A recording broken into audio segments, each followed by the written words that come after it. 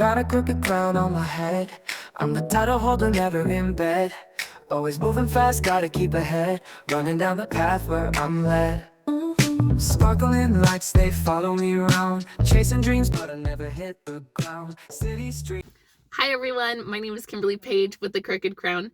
I am busy right now where my daughter is going and watching a friend at a orchestra concert. And so I am out here in the car and I was like, oh, might as well film my video for the week. And it also does a part 2 for my coaching. So for example, I love having a coach. And that has helped me out so much. Where I have gotten so far without any coaches is by listening to podcasts, reading books, and doing research. And those all came free. And so I wanted to give that side of coaching that you can do it by yourself if you want to. You just also need to make sure that you get outside perspective so that you know that you are going on the right track, because sometimes we have like rose-colored glasses on how it's going and we don't actually see things going on. For example, I just recently was doing a walking practice with Mrs. Idaho and Mrs. Idaho American, and as I was doing the walk, I found out that as I'm walking, so I'll do a turn and I turn down my face to like relax my face when my back is turned, but I don't bring it back to a smile until like I'm halfway back. And so the judges are seeing halfway and I was like, what? I did not even realize, like I knew that I was like stretching my mouth. I didn't realize that I was not bringing it back at the right time. I also found out that my arms were a little bit on the crazy side, that they were a little bit of like the old school glitz arms. And so I needed to calm those down. So getting outside perspective, like from your title holders, having them take a look over and catch anything. Let's keep on going in that direction. With family members and coworkers and friends and having them do interview questions, I feel like that's a really good way to be able to practice, because they'll be able to know if you are talking as yourself or if you're talking with your customer service voice and you're putting on this mask of perfection that everything is good and this is how I am. And that's not how everybody is. And so they are able to call you on your BS. So I would definitely say with interviews that you need to make sure that you have people that can catch you and be able to tell you when you are being authentically yourself or not. Because if they can tell, the judges can tell also.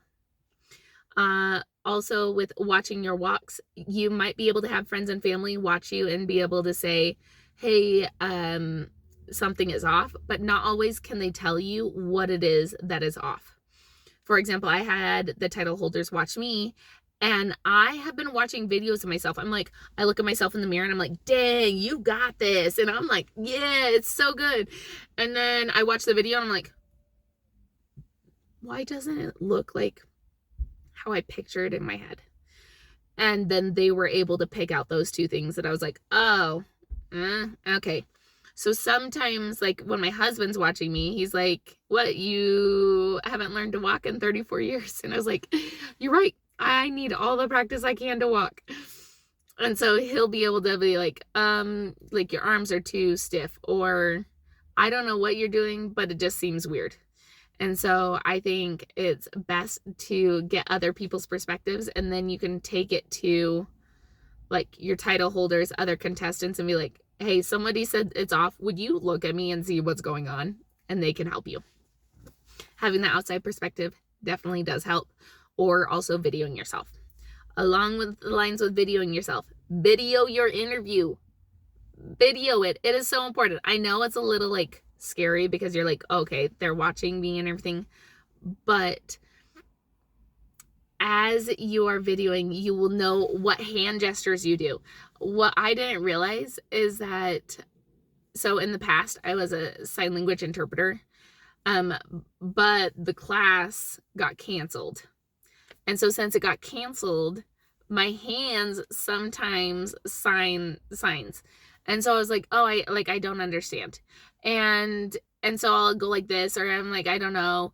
Oh yeah, like I forgot that. And then someone looks at me and like, that's a little weird. Like your hands are actually a little weird. And I don't realize that my sign language pops out. So definitely do that. Also make sure that you don't have ready to go words. For example, mine is perfect. Oh, that's perfect. Oh, that's a perfect question. Oh, that's perfect. And I'm like, by the third time I say perfect, I'm like, stop saying perfect. Say any other word. Awesome. Cool. Amazing. I like it. So, yes, video yourself. And so seems to be my filler word today as I keep on adding it in instead of just pausing with what I'm saying. That's another bonus with filming myself as I'm talking about these different things. So,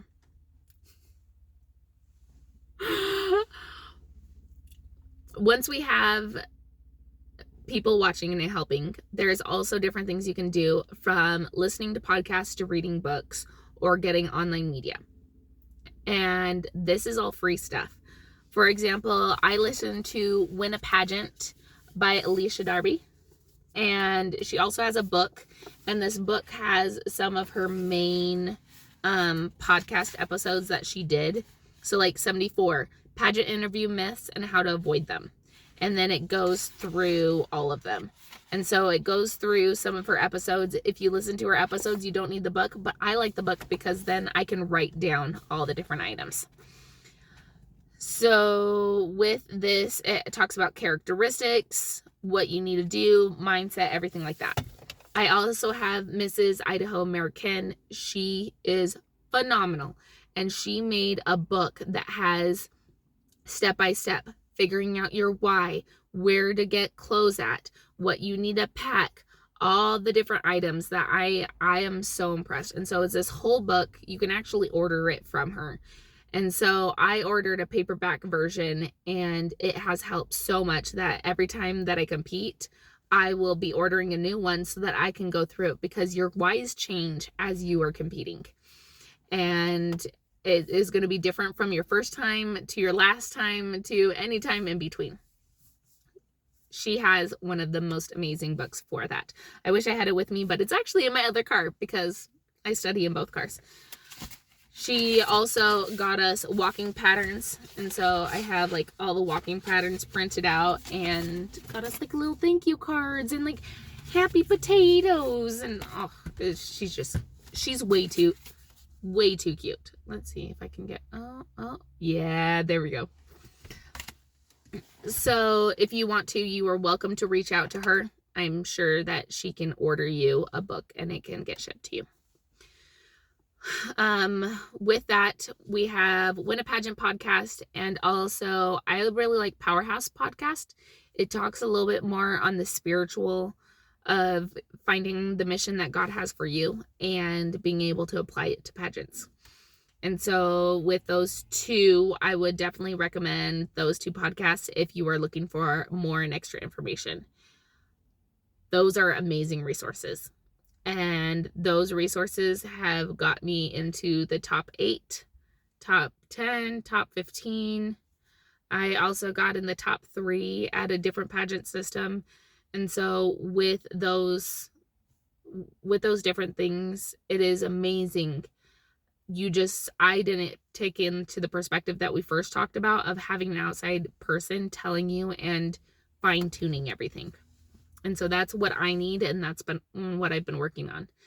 A little bit, I guess, update pageant-wise. We are up to, I think it's 18 contestants. 18, which is crazy because we had only 15 that competed last year. So now going up to 18, I'm like, whoo, that is a good chunk.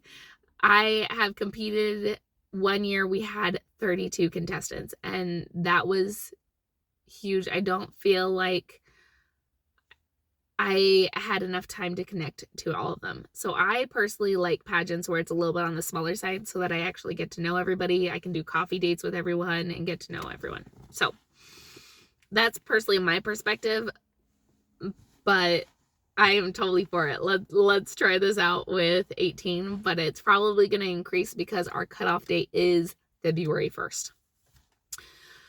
Oh, okay. And then practice wise, I am practicing with my coach. We are practicing actually in a dance studio this Wednesday so that I can practice walking all the walks and getting everything down, making sure that I have where I'm looking and everything down pat for swimwear and evening gown.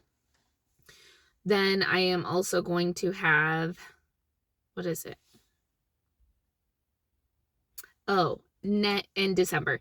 In December, we're going to do a small mock interview where it's just going to be her and one other person, and we're going to go through because I need to make sure that my interview skills are at the right spot. I am an HR manager, so I do interview a lot, so I get to practice it, but that doesn't mean that I don't need fine-tuning. And so she's going to see if we need a little bit more practice, if there's more items that we need to do on that, or if we can go, okay, we're good on it. We just need to do a couple mock interviews leading up to it. So I am working on that and I'm excited. It's a good time, but it also, outside life, we are moving and we're supposed to close on the house this week. We also have Thanksgiving next week where we're going out of town. We're going to be repainting our new house, getting new carpets in all the house. And we're trying to sell our current house. So you can imagine, it is slightly a stressful time. And I just smile and meal prep, or else I would eat my feelings away. And that is just how it's going. At least I'm honest. And it makes me really thankful that I am competing in the pageant because I'm doing meal prepping and I am able to take that stressor off my plate and just know that, okay, this is what I'm eating. This is me working out and doing all this because I don't want my mental state and physical state to go down as I am buying and selling a house and working full time and balancing being in the car while my daughters go and support their friends. So it's a little bit of a crazy balance, but I'm really thankful for this time in my life.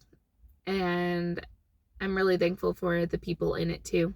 For example, Mrs. Middleton is my best friend, Megan Barchi. And we are Marco Poloing each other every day. And we send each other different pageant questions to talk and make sure that we are being ourselves when we are talking and doing these questions, which is really important. And it also is this beautiful relationship that I didn't know I needed until I had her. And so having that helps me get through the craziness too. And it helps me, like when my husband had to go out of town for a wedding, now I just get to talk and chat with my best friend. And so we have all this different times and we're both helping each other. We're both moving at the same time. We shouldn't have planned that. We are both moving at the same time, so we're both losing our minds together, but it has been really good. And it's another reminder of why I compete and why I'm in the pageant is because there are people in my life that have made a difference for me. And also I want to make sure that I'm paying it forward and making a difference in their life too. So that's the end for this week. Luckily my phone didn't die or crap out on me today. But I will catch you guys next week and we'll be 1 week closer to the pageant. Got a crooked crown on my head. I'm the title holder, never in bed. Always moving fast, gotta keep ahead. Running down the path where I'm led. Sparkling lights, they follow me around. Chasing dreams, but I never hit the ground. City streets.